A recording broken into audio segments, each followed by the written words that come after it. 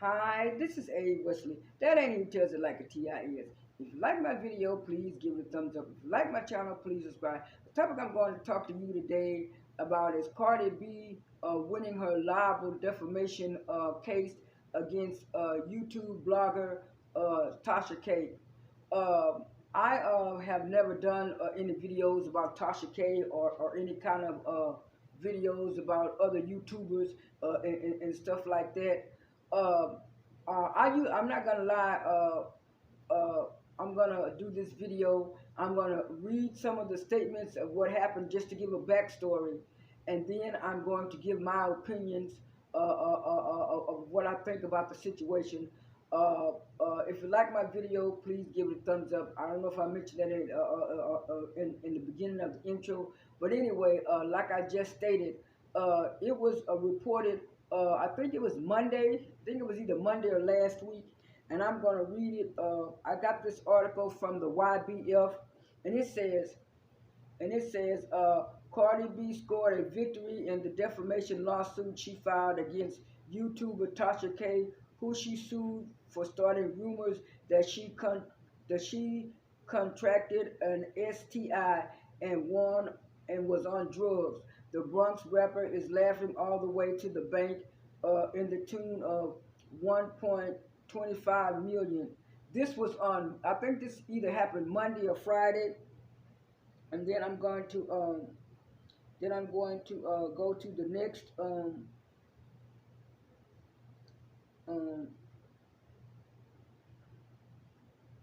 and this is what Tasha K initially said after this is what she initially said after the verdict was read on Monday.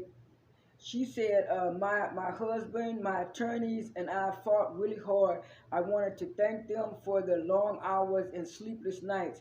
Winos is up from here. See y'all in a few days. Back to work. Okay, and then on Tuesday, they said she had a second ruling, and I'm going to read that too.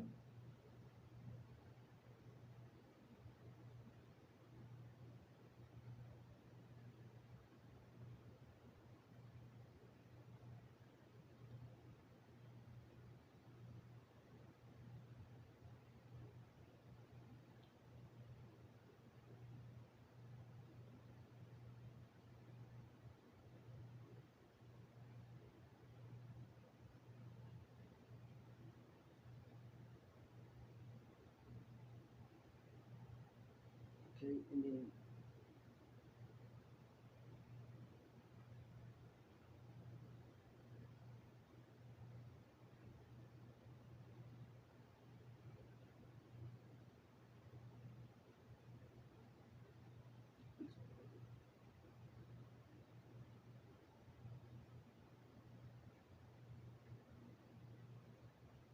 um,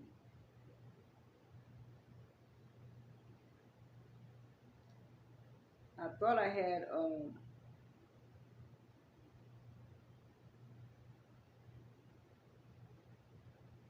yeah, I found it now. At first, I thought I didn't do it. Here it is right here, which is what I'm going to read. But anyway, it says the federal jury in Georgia awarded $1 million on Monday to cover Cardi B's pain, suffering, and reputational damages, as well as another $250,000 for medical expenses on Tuesday. The jurors ordered Kev to pay an additional $1 million in punitive damages, and her company KB Studios LLC to pay another $5,000. On top of that, KB is required to reimburse Cardi B for the personal cost of bringing the lawsuit, a total of 1,330 a total of $1,338 753 plus 47 cents. That brings the total verdict to nearly almost 4.1 million, confirmed by Cardi B's lawyers. And I'm looking at almost $4 million for stuff that you said that was lies or rumors and stuff like that. And like I said, I was just getting into Tasha K in 2016. My niece had told me she asked me had I watched this a young lady called Tasha K. She was very funny and she drank wine. So you know, I kind of watched her off and on. After that, and it was like one Friday night. I didn't know that she has like a special show on Friday, and she was doing so much cursing and all. I said, "Oh no, I don't think I could watch her." And then I caught one of her weekday shows, and she was still kind of a little bit over the top, but it wasn't all that vulgar cursing that she was doing on the Friday night. And then she would always say, "Well, if you can't take my Friday show, watch my week show." And I said, "Well, okay, I'll watch a week show." And I was watching her off and on, back and forth, because she was one of the first YouTubers that were doing the R. Kelly case and stuff like that, along with a few more. So I was still watching her for that. But when she got into it with Lovely T and was dragging Lovely T and saying all kind of mean and nasty things for Lovely T, and Lovely T was just being so quiet about it and just minding her own business stuff, that's what stopped me from watching her, because I'm looking at it, if you're going to try to bring down another black woman, and both of y'all were trying to make your YouTube channel grow, I say that was supposed to be a partnership. And that's why when I first started doing this as a hobby, when I retired in 2016, I made sure that the only person that I was working with was my niece. She was the one who told me to start a YouTube channel, because she was saying, "You saying you're bored at home and you're retired and you need something to do, why don't you just start your YouTube channel?" And that's what I did. And she said, "You know you like to talk about soap operas like Bold and the Beautiful, Young and Restless." And when I looked at that, I wasn't getting too many views on that anymore, because people had fell out of love with soap operas and started falling in love with reality TV. And at that time, the only show that I was really watching was Atlanta Housewives, really, from Bravo. So I said, well, I'm going to make this channel be about entertainment and music and pop culture, because that's what I'm interested in and that's what I like. But it's like now you're gonna have to watch what you say about these entertainers and pop culture people and stuff like that, because I know I had did like one or two videos on that Camila Cabello girl when she did that stuff to Normani, back in the group, and when they broke up in 2017, I found out, why Normani was going through some of the stuff and why she didn't have like a Instagram or Twitter page. And I looked at that video like 2 or 3 days later. It had so many views and stuff, and the comments. Some of the comments were good. Some of the comments were negative. And I replied to the ones I wanted to, and then the ones I didn't want to, I didn't reply. But back to the subject, I looked at that. I could have did the same thing, because I did 2 videos about that girl, and they were popping, and I got good views and all kinds of stuff. And I said, no, because I'm not really interested in bringing a whole lot of negativity to my channel.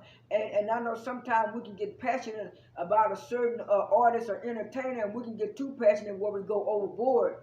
But that's why I kind of did a drawback on what I was doing, because when I saw those 2 videos, I didn't try to, let me do a whole, after I did that, and I saw some of the negative comments coming at me, and it was like they was not coming at me saying, I disagree with you, Abe Wesley, maybe you need to have an open mind and do this. Nah, it was just really criticism about me and and I had a big round head and I had teeth, and it was just like, you can agree to disagree with somebody without talking about their appearance and stuff like that. So that's why I didn't move forward with just keep on doing negative videos about Camila Cabello. One, I'm really not interested in her, and two, I was not just trying to hurry up and get no clicks and baits for my channel to make money off of YouTube. I mean, everybody wants to make money off of YouTube, but there's a certain way that you have to do it. And so Tasha K kept on doing it, and the girl sent her three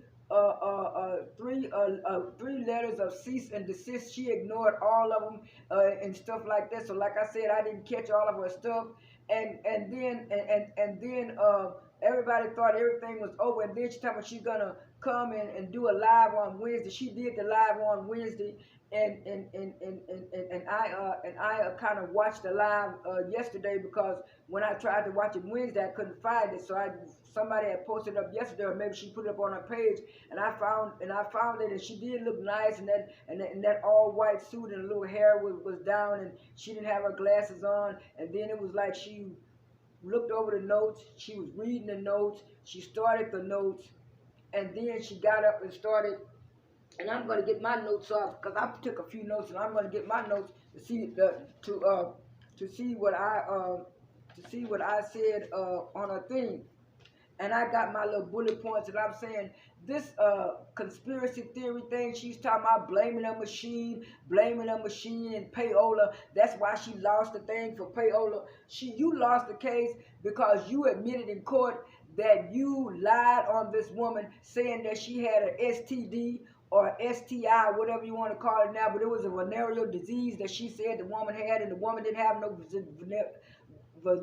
venereal disease because she had to go head on and get all kinds of tests to prove to people that she didn't have that stuff, because that was messing with her brand and stuff like that, because people don't want to be associated with anything negative. And she kept on, and then I thought she was going to do a huge apology. She was blaming payola and everybody else, and then when she got through doing that, she was talking about her First Amendment rights. People gave you a chance to do your First Amendment rights, but the people fail to realize, yes, you have First Amendment rights to a certain extent, and that's what people fail to realize. You have freedom of speech, your First Amendment rights for a certain amount of time and a certain limit of time. When your stuff go overboard, that's when the courts have to step in. That's why you think they have these laws on the books and stuff. They're not just on these books just to be sitting there. They're there to be used by the court, and that's exactly what Cardi B did. You said you had the right to say negative and nasty things about her. She had the right to sue you. So both of y'all were able to do what y'all thought y'all was supposed to do. As far as going to court. And when you go to court and lie and don't have any evidence, yeah, you're sure gonna lose the case, because you have to have a preponderance of the evidence that what you said about Cardi B was actually right. You did not. So whatever lawyer that you had did not tell you that, did not bring you that. I mean, anybody who took a business law class or had a business class or look at a lot of these judge shows, that's the first thing they say, especially in a criminal court case or even in a civil case. You got to have proof. And so she didn't have no proof. So don't be blaming Cardi B because you didn't have any proof, Tasha K. And then talking about, she just kept trying to blame it on other people. And then when she tried to do this Black Lives Matter stuff, talking about she was doing it because Cardi B has been a prostitute and she was in drugs and she did this and she did that and stuff in her past and stuff like that. And like I kind of caught the end of Amon Wiggins' show a little bit last night. And like he said, she's trying to blame everybody but herself. And he was saying she was just mad because she was a 35-year-old waitress. I worked in food service all my life. I worked in food service from the age I was 25 years old all the way till I was 55 years old in 2016.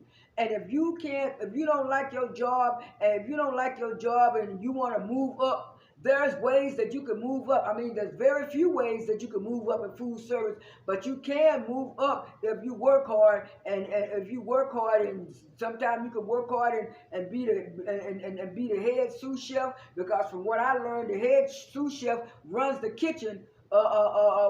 When the manager and the assistant manager and stuff like that, because I worked in 3 different hospitals. Sometimes we had a manager, assistant manager. Sometimes we had a supervisor and the head chef. And when the supervisor was not there, the head chef was supposed to take over. The only way we were supposed to go to the director or assistant director, it was something real important. But other than that, if the manager wasn't there, you had to deal with that sous chef. So the sous chef was the highest place in the kitchen, and I found that out the hard way, that the sous chef run the kitchen when the manager is not there. So if you didn't want that, there were a lot of means and opportunities for you to go back to school and get you another job or whatever that. You can't blame Cardi B on that. And that's what I don't like about some people. They're mad because Cardi B, they don't feel like Cardi B deserved to be where she at, have hit songs, number 1 songs, because she used to be a stripper.